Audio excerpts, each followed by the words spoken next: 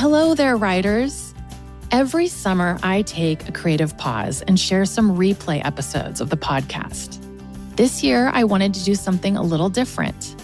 Earlier this year, I joined Molly Carroll on her podcast called Cracking Open for one of the most personal conversations I've ever had publicly. We talk about caring for my parents during the last years of their lives, how grief shaped my writing life, and what resistance has taught me about creating meaningful work. Since those are the themes that sit at the heart of The Whole Writer, I wanted to share that conversation with you here. So sit back and enjoy this special replay episode of my talk with Molly Carroll on her podcast. And for the remainder of summer, keep an eye out for some favorite replays of my own. Happy writing, everyone, and I'll see you when I return again in the fall.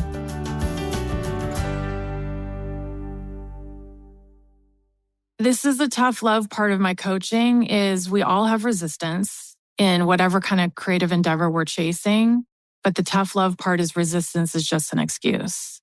Resistance shows up as procrastination. Resistance shows up as saying, oh, when my kids are older. Resistance shows up as saying, I don't really want people in my book club or my neighborhood to read this because then they'll know my secrets. It's an excuse. Hi, everyone. Welcome to the Cracking Open podcast.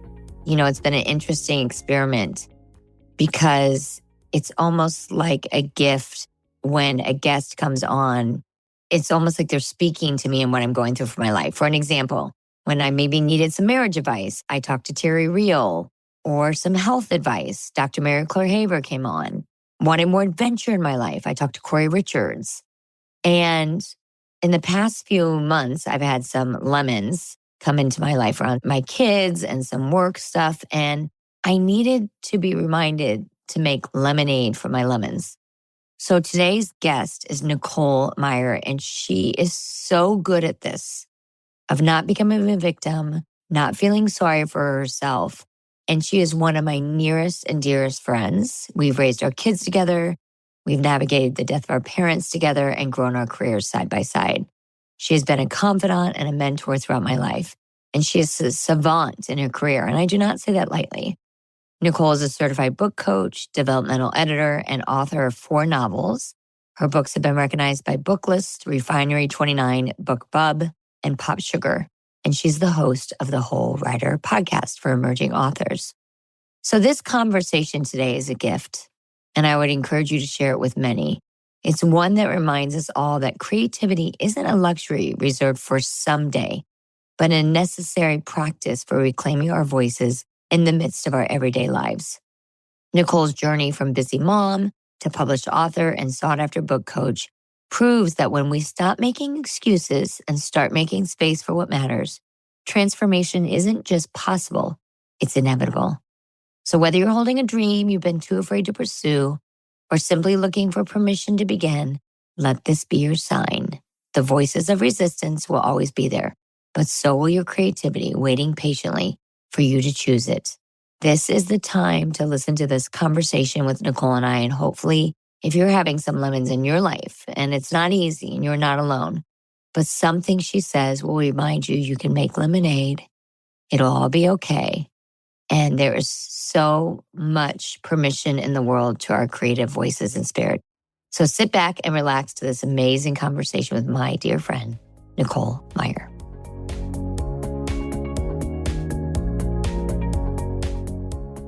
Welcome, everyone, to the Cracking Open podcast.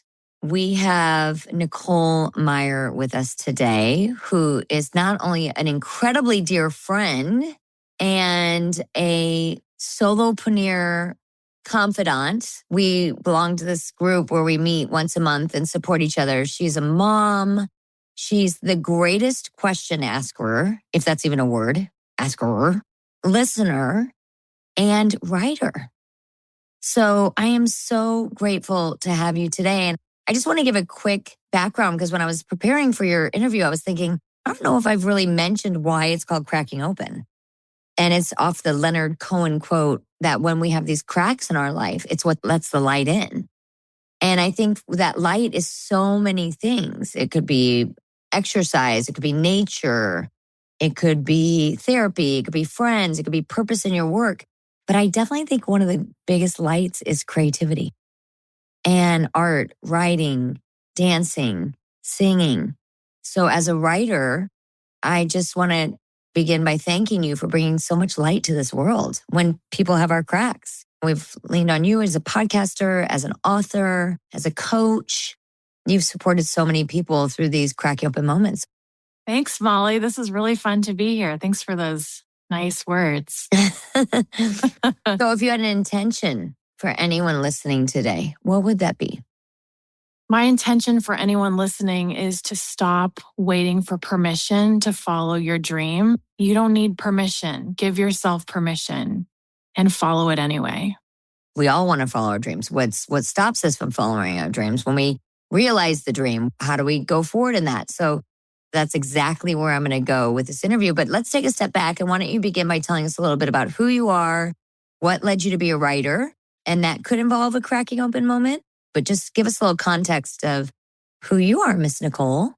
Oh, thank you. Yeah. So I am an author, podcaster, book coach, editor, all the things. But I studied writing in college and I really wanted to be a writer or an editor back when I was very young, but I didn't have the courage.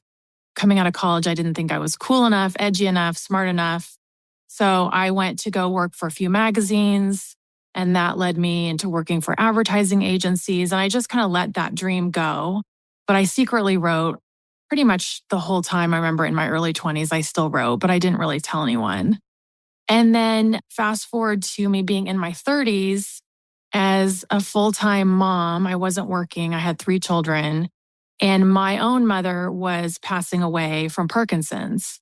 And she passed at a very early age. And that was the first time I remember thinking life is really fleeting and I need to follow my dream. This is ridiculous. What am I doing? And so I told everybody by the time I hit my 40th birthday, I want to have a novel done. And that was my sort of turning point. Of course, it doesn't just happen overnight. So I did all the things of getting small freelance gigs for magazines and writing and growing my craft and my network and all that. But I did. I finished my novel by the time I was 40. And one novel led into 2 to 3 to 4. So I have 4 books out there. And then over the pandemic, as a lot of us did, I pivoted and I got certified to be a book coach and editor. And I've been working with fiction writers ever since. I have 2 questions around that. One is, what made you to make the decision from stopping working, advertising, all that, to being a full-time mom? And then what was the moment where you're a full-time mom and you're like, I'm going to go back to writing? Talk to us about those 2 scenarios, like the decision-making and where you went to make those decisions.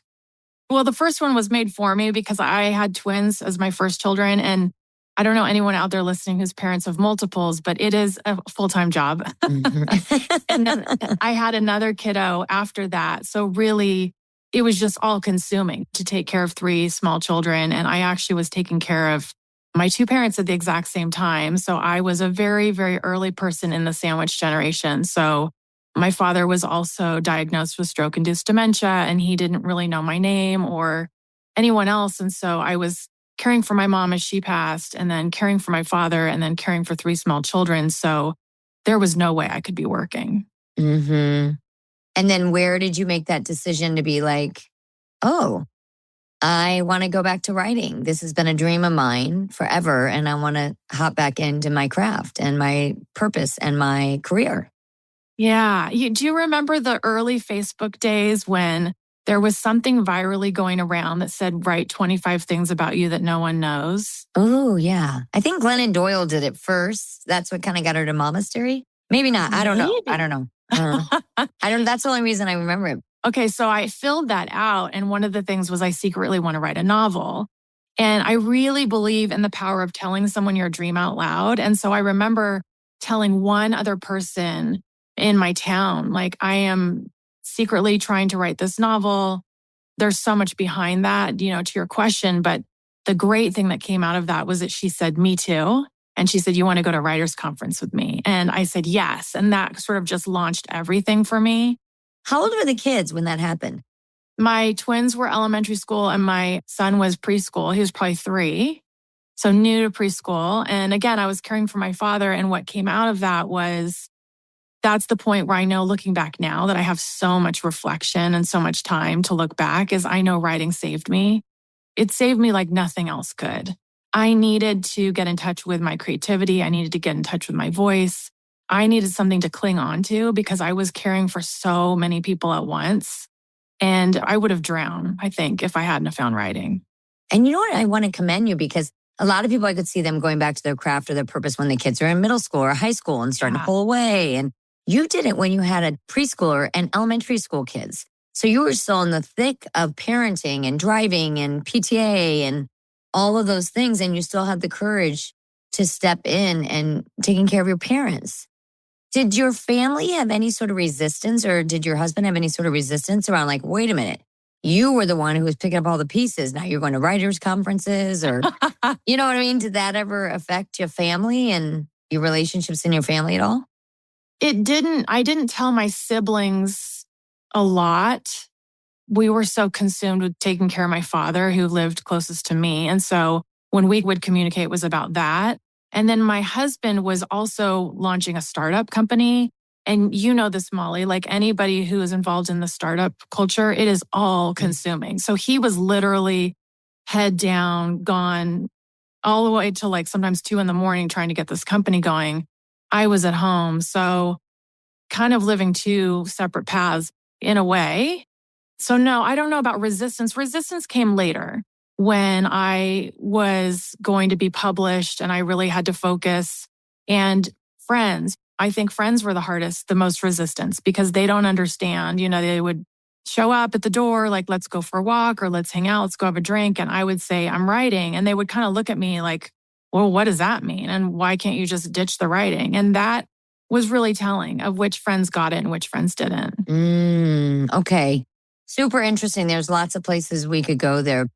Why don't you share with us a little bit about what you've learned about resistance and how you help anyone, not just writers, move through resistance? Yeah. This is the tough love part of my coaching, is we all have resistance in whatever kind of creative endeavor we're chasing. But the tough love part is resistance is just an excuse.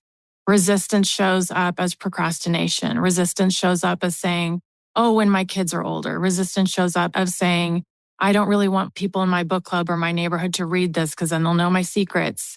It's an excuse. And we can come up with so many excuses, and that's fine. I mean, it's realistic, but you have to see it at face value for what it is. And I have people in my newsletter, Molly, that have been following me for 5 years saying, someday, I'm almost ready to start that book, but my kids are busy or my mom needs care or whatever. And I tell people, you're not going to hear this, but I wrote my debut novel with 3 small children and a father with dementia. I was changing my elderly father's diapers and my son's diapers at the same time, and I got my book done. So resistance is what you choose it to be. I'm going to piggyback on that because I feel the same way. I'm such a believer in self-agency and that we have the power over everything. And like you, I wrote my first book. Took me 7 years. I self-published Cracking Open. I had 2 young kids. I had a father who was sick.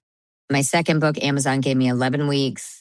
I had a full practice, 40 clients. It's just like you just have to sit your ass in the chair and say, I'm writing 1,500 words a day, or I'm bringing out the palette, or I'm signing up for the dance class. It's really a priority of putting ourselves first, which I think is really hard for anyone. I don't want to just generalize it to women. I think men have a hard time sometimes as well. But what would you say on, okay, there's resistance. You're kind of got that tough love of like everyone has it and you just got to do what you got to do. What would you say, any tips or techniques you have of getting over resistance? 2 tips. Whatever it is, if you're a writer, painter, singer, dancer, whatever you're doing, do it as if no one's looking over your shoulder, because you got to get rid of that judgment in the room. And the second thing is, ask yourself, how hard would it be to sit down for 15 minutes a day? 15 minutes a day, uninterrupted. And then tomorrow, the next day is 20 minutes. And the day after that's 25 minutes, and so on and so forth. If you can't give yourself 15 minutes to sit there and do one thing for your creative self, then maybe you're not meant to do this, but 15 minutes is nothing. So do it as if no one's looking over your shoulder and allow yourself the smallest increment of time. And you would not believe how much you could get done in a small increment of time. It's amazing. And I often tell people, like, I think there's a story we tell ourselves, and the culture tells us too, that we should love everything we do within our career or love everything we do. And I don't. I mean, I love the interviews. I love when I'm in my coaching group with my people. I love getting on the stage, the prepping and answering emails and researching. Sometimes I love, but sometimes I have to give myself little treats like, okay, Molly, you get to have a cup of coffee and then you go answer the emails.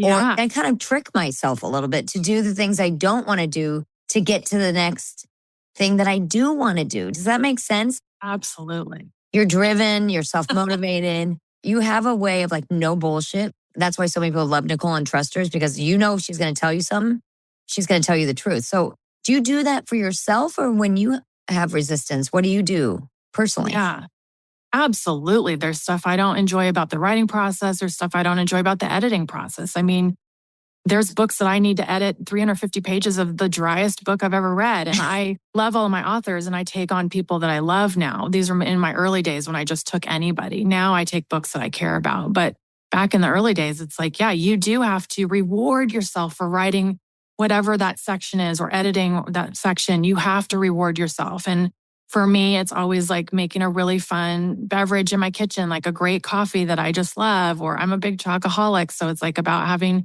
snacks and treats at my desk. But there is a system of reward that encourage you to stay longer at the work.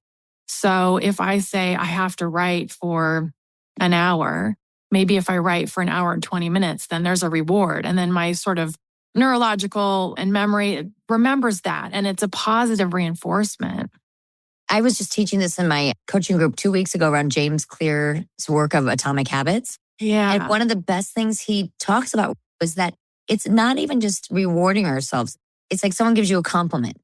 Yeah. Or you get your query letter, or someone invites you to speak. It could be at work. You could get a promotion, or someone gives you a good reference or whatever. You have to tell yourself, I had a win. Like you have to do it for yourself. Your neural pathways remember that. Yeah. It's like, oh yeah, I do have a win. And that helps with resistance. Yep. And keeps us going. Let's go back a little bit.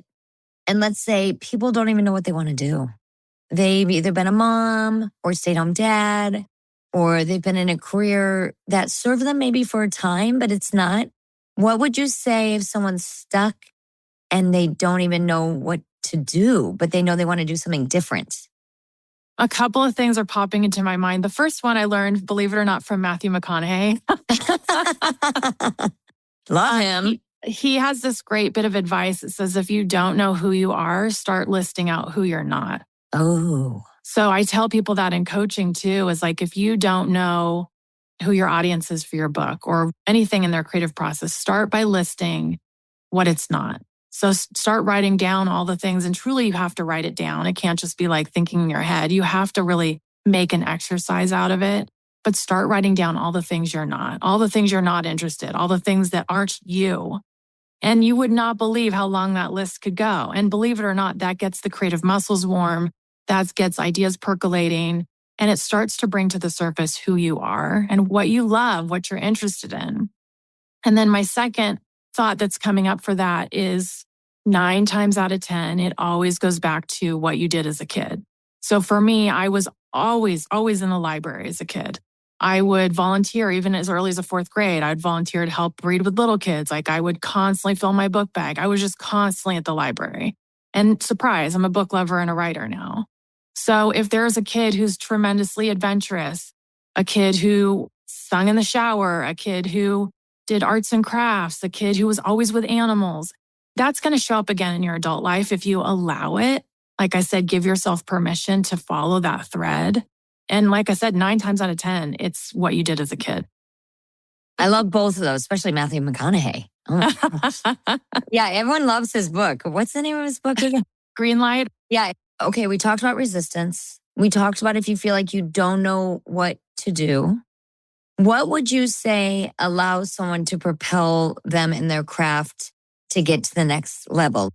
The first and foremost thing is never do it in a silo. Those days are gone when creatives would create in a vacuum or silo all by themselves in isolation. You know, the struggling writer comes out of his cabin in the woods and then he's got his book. Those days are gone because what you need is a creative community and a creative community that aligns with you. So for the writers in the group, I would say it starts with telling one person. So remember me saying to one person in my neighborhood, hey, I'd love to write a book. And they actually said, me too, let's go to a conference.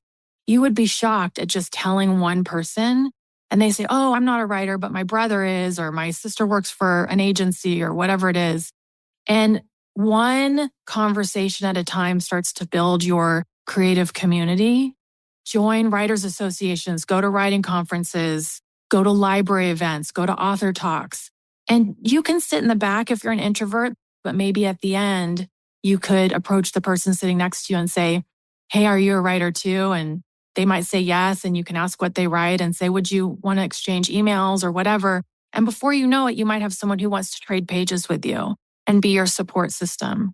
But really try and expand that community because there's so many benefits to doing that. I would just also add that like our solopreneur group, it's around 5 or 6 women. There's a woman who works for the city. There's a lawyer. There's someone who's in design. We all have different crafts. But we still support each other. We're all solopreneurs and most of us started from the ground up. Even though you're a writer, are there other areas you could get support or grow from other people? Yeah. Knowledge is power and learn from other people. I'm constantly learning from other people. And I'm also the kind of person that needs to kind of see what's possible before I know what's possible for myself. And so that's a great example, Molly. In our solopreneur group is like, I learn from the person who's a designer. I learn from the person who's a lawyer. I learn because of people's stories and their experiences. And then you learn how to navigate your own through that. It doesn't matter what you do. Like you said, a writer, designer, whatever it is, but constantly keep those conversations going. And Molly, remember way back when you and I were writing our debut novels or your debut book and my debut novel, we met with 2 of us plus another travel writer in town. So you were self-help. We met with a travel writer. I was fiction. And we never talked about the actual words on the page. We were just a support system for one another. God, that was a lifesaver. It really was. Support was incredible. So really, it goes back to that community aspect. Expand your community. And that community could be 3 people. It does not have to be 25 people. I actually think it's better to have more intimate because you can go deeper, but expand that community. It doesn't matter if they're writing the same kind of things you are or if they're doing the same kind of craft you are. Support is support. Such a good point. And as you were speaking, I was thinking, wow, the other thing that I think is so good when you have support is when you have failure. Yeah. So will you share a personal story of when you had failure either in your coaching group or as a writer? And then how did you overcome failure? Which failure do you want to talk about? I gave her a little wink, wink, because I know a couple of them.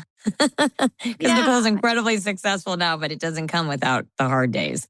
Yeah. I mean, I think in my coaching group, I can speak to that because that's more recent as opposed to my writing failures, although there's been a ton of failures in writing. My coaching group was thriving. It was growing. And I had people on the waiting list for months to get in. And then I think it was around the time of the election when people were kind of freaking out and they didn't know what to do. And my business just dried up. I was crickets. Nobody wanted to sign up for my coaching group. No one wanted to spend money. I now know looking back that people say, yeah, business in election season is horrific because people are so scared to make a move with their money or whatever it is. But that sent me spiraling because it was all about my ego and me and what was I doing wrong and I wasn't good enough and where did I take a wrong turn? And man, did that put me in a funk. I mean, really in a funk. And I had to, Molly, you know this because you and I talk about it all the time. I'd lean on people like you and say, here's what I'm going through. Like, I have no idea how to come out of this. Am I supposed to shut everything down? I mean, I had all the thoughts and how I got out of it. Patience, reflection, really just trying to trust. But I think in times of failure, it's hard to trust because you think, what am I trusting? Because I trusted myself this far and here I am.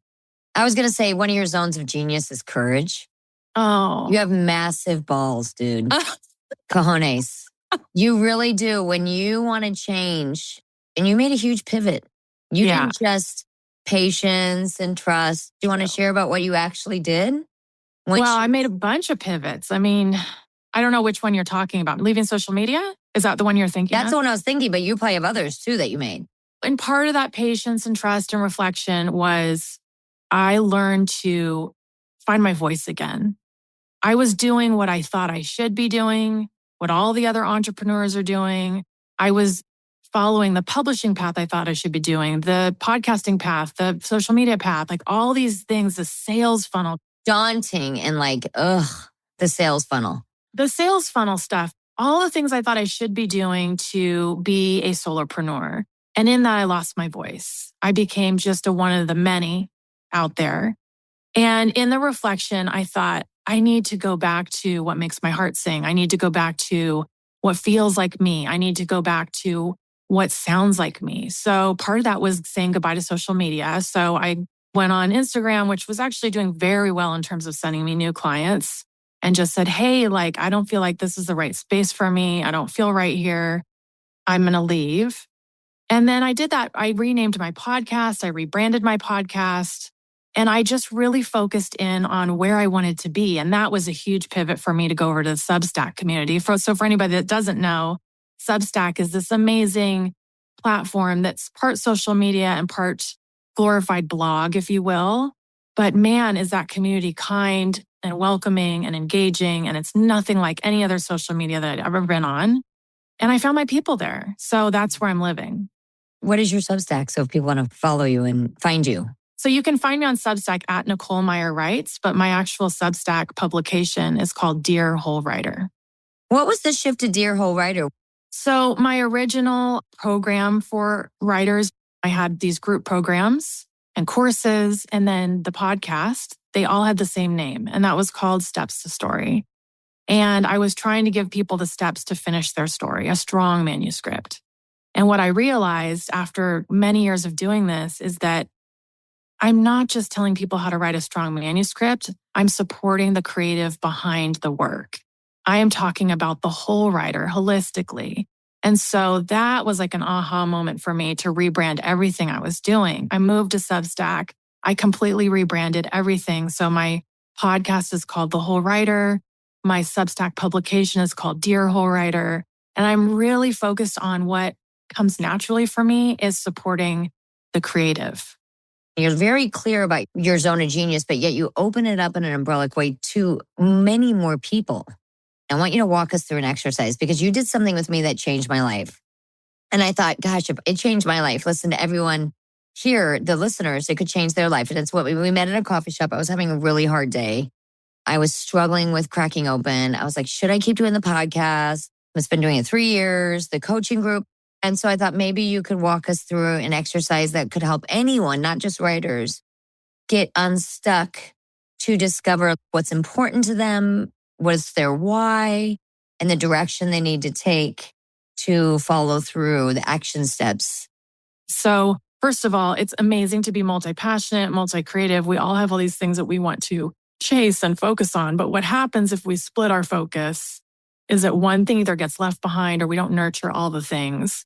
And so sometimes it's a really good exercise to think of, write down very quickly, you're not allowed to think about it, the 3 or 4 things that are most important to you right now.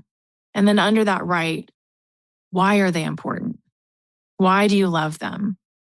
And then also think about, like Molly, for example, reaching people through coaching, podcasting, and speaking. The biggest question I have is, how do you want people you connect with to feel by the time they walk away? If you're a writer, how do you want people to feel by the time they reach the end? And that feeling, that message, that intention is going to fuel everything. And what happens with your list of 3 or 4 things is one thing is going to rise to the top. And that's the thing that's calling your heart. That's the thing that you're meant to focus on right now. Okay, I'm going to pause so everyone can really hear what you just said. Because if you're listening and you're somewhere where you can actually get a pen and paper out, do this exercise now. Don't wait. You won't do it in a day. You won't do it in a couple hours. You won't do it in the next week. Do it now. So the first question you asked is, what are you so passionate about? What are the things that you love to do? Time passes and all of that. Write those down, those top 2 or 3 things. Write why you love them. And then the third part was choose one that rises to the top. No, how do you want people to feel from this experience with you? So whether you're writing a book or you're designing a house or you're cooking in a restaurant, how do you want the person you're connecting with to feel by the time they reach the end? That is going to fuel everything. Now I'm going to tell you my experience that was so powerful that changed my life. I wrote down 3 things. I wrote down cracking open ink. I wrote down being a therapist, and I wrote down like kind of creating a community center here in Bend, Oregon. Like this, I want to create a center. It's beautiful that all creatives come. And so I'm thinking about that. And then I got home and I was like, when I came to Nicole, she was like, well, which one rises to the top? I'm like, it's cracking open because it involves all of it. And then I got home and I thought to myself, why can't I do all 3?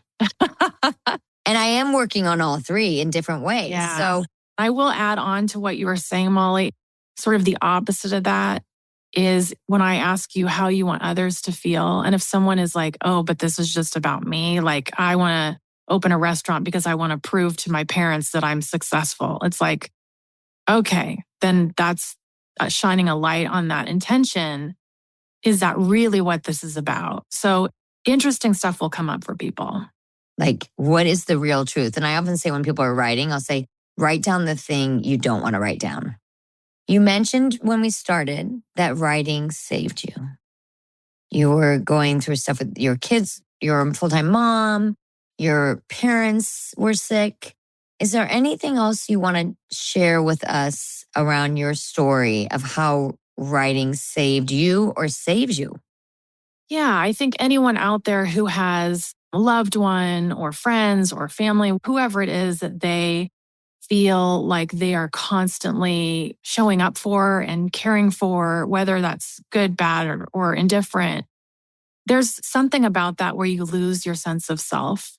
That could be a new mom with an infant. That could be somebody with a friend group that's depleting. It could be a lot of things. When you lose your sense of self, you actually lose your voice. And for me, writing has saved me time and time again because it reminds me that I have a voice. It reminds me of what I care about. It reminds me that I can lean on something that makes me feel happy. Even though writing is hard and there's rejection and there's all kinds of layers in there, it was the thing that I could cling to that was me and only me. And that's so important if you have creativity in your life. And again, this doesn't have to be a product that you make and sell. I've told people that I do pottery classes from time to time just for catharsis. And I just like the idea of making something and then crumpling it up again and then making it again on the potter's wheel. And I'm not going to sell that. I'm not going to share that with people. That is just my thing because it's me. And it causes me to be present and remember my intentions, my voice, my creativity. So it could be anything. But yeah, I would just encourage people to reflect on that idea. I think that's the power of the morning pages. Yeah. What's that author's name? Julia Cameron. Julia Cameron, thank you. The morning pages and how it's so simple yet so profound. Yeah. You're supposed to journal 3 pages every morning. I don't do that. I think that you could do a paragraph and you would be just fine. But get clear on your own voice before you have a million other voices in your head, which is the news, text, Instagram, email, family members, the phone ringing, the service person at the door. You need to listen and tap into your own voice first thing in the morning. Yeah. I heard this statistic. This blows my mind that we receive as much information in one day that generations past received in an entire lifetime. Oof. Yeah. One day. Yeah. So to empty ourselves, to clean the body, to clear the spirit, to open our hearts, to follow our voice, or all of these beautiful things that you've been sharing that I think are so important. So I want to kind of wrap us up with like some fun, rapid questions. Okay. So the first one is you have a dinner party and you can have 2 or 3 people dead or alive. Who would you have and why? For sure, my favorite author, Sue Monk Kidd. She's still alive. And she has a book on creativity coming out. So I'm really excited about that. She's always the first one on my list. The next one, I mean, I'm going to be cliche and say Maya Angelou, just because she's amazing. And then the third one is, I mean, I kind of want to say Michelle Obama. Yeah. 3 strong women. Anything else about Sue Monk Kidd, Maya Angelou, and Michelle Obama?